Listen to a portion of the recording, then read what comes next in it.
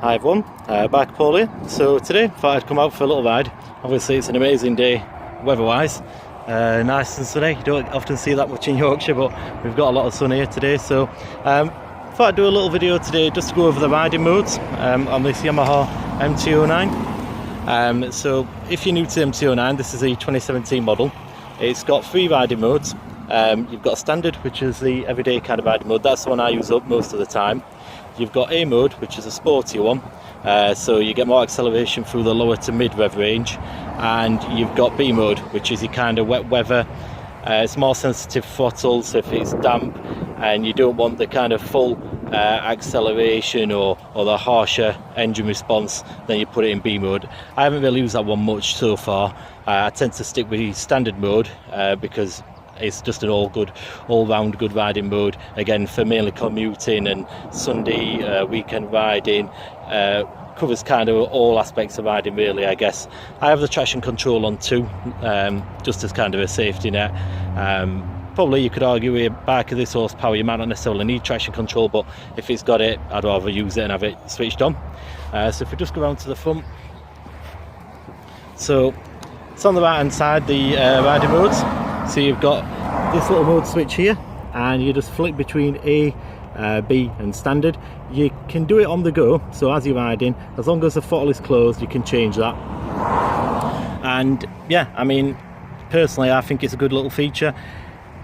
Obviously if it was raining, you know, you can kind of put it in B, put the traction control on, and you don't necessarily have to worry so much if you know you're a little bit kind of ham-fisted on the throttle.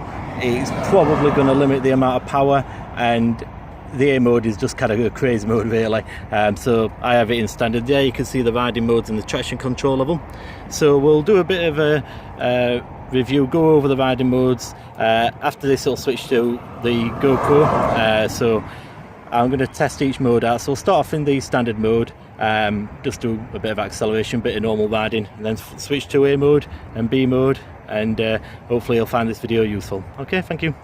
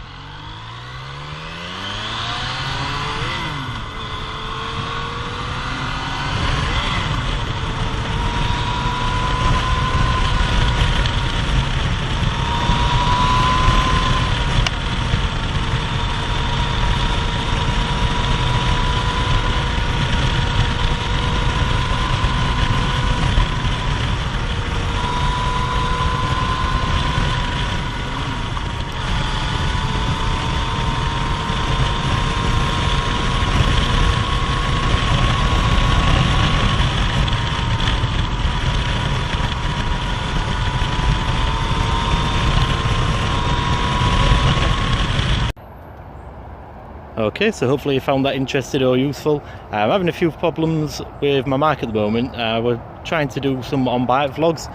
I've got a Boya lapel mic that's just a cheap one off Amazon, but yeah, it's struggling a little bit with that because it's kind of distorted. I get a lot of wind noise no matter where I seem to place it in my helmet. I've even tried connecting it to my phone and my GoPro, and yeah, not having much luck with that. So if any of you guys out there do any vlogging, or you've got any ideas on a good setup so I can use a mic, because obviously I'd like to do some on bike vlogs where I can talk a little bit more about the bike, then by all means put them in the comments, because yeah, I'd be really interested to see what any of you are using, and hopefully, like I say, you found that useful.